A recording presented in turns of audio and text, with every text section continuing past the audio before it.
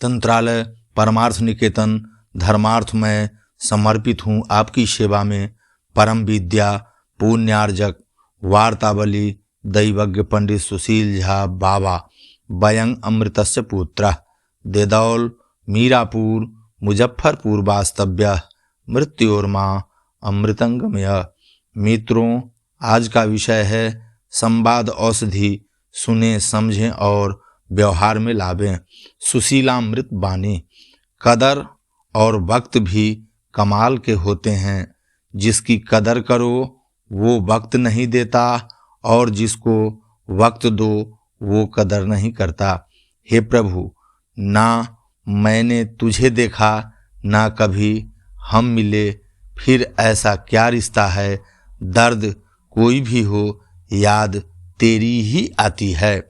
जब कोई साथ नहीं देता तभी तो हिम्मत आती है खुद में। सच एक सर्जरी की तरह है, थोड़ा दर्द देता है लेकिन राहत मिलती है। झूठ एक पेन किलर की तरह है जो अस्थायी राहत जरूर देता है लेकिन साइड इफेक्ट जीवन भर का दे देता है। सच्चाई और अच्छाई की तलाश में चाहे पूरी दुनिया घूम लो, अगर वह खुद में नहीं तो कहीं भी नहीं। जिंदगी खेलती उसी के साथ है जो खिलाड़ी बेहतरीन होता है। दर्द सबके एक हैं मगर हौसले सबके अलग अलग हैं। फर्क सिर्फ इतना है, कोई हताश होकर बिखर जाता है तो कोई संघर्ष करके निखर जाता है। मशीन को जंग लग जाए तो पुर्जे शोर करते हैं और अक्ल को जंग लग जाए तो जुबान शोर करती है। कभी कभी हम अपने बहुत करीबी लोगों की भावनाओं को समझ नहीं पाते हैं क्योंकि आँख के एकदम पास रखकर किताब को पढ़ना बड़ा कठिन होता है।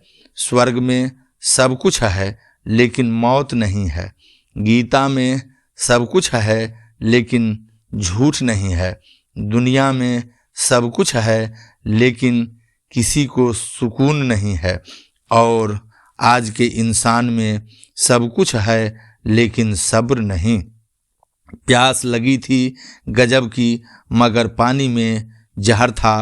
पीते तो मर जाते और ना पीते तो भी मर जाते। बस यही दो मसले जिंदगी भर ना हल हुए, ना नींद पूरी हुई, ना ख्वाब मुकम्मल हुए।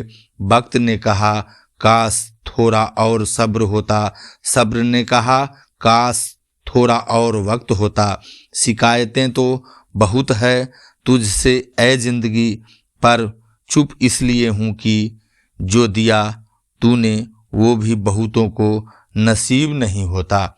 सत्य कभी दावा नहीं करता है कि मैं सत्य हूँ, लेकिन झूठ हमेशा दावा करता है कि सिर्फ मैं ही सत्य हूँ। यादों के पन्नों से भरी है जिंदगी, सुख और दुख की पहेली है जिंदगी। कभी अकेले बैठकर विचार कर तो देखो, संबंधों के बगैर अधूरी है जिंदगी। आनंद एक आभास है जिसे हर कोई ढूंढ रहा है। दुख एक अनुभव है जो आज हर एक के पास है। फिर भी जिंदगी में वही कामयाब है जिसको खुद पर विश्वास है। समाज में बदलाव क्यों नहीं आता? क्योंकि गरीब में हिम्मत नहीं, मध्यम को फुर्सत नहीं और अमीर को जरूरत नहीं।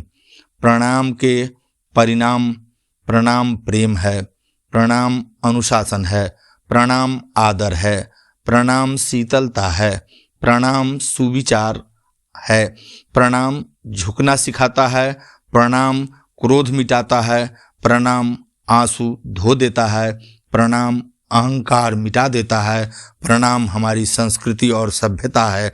अतः सभी को मेरा प्रणाम।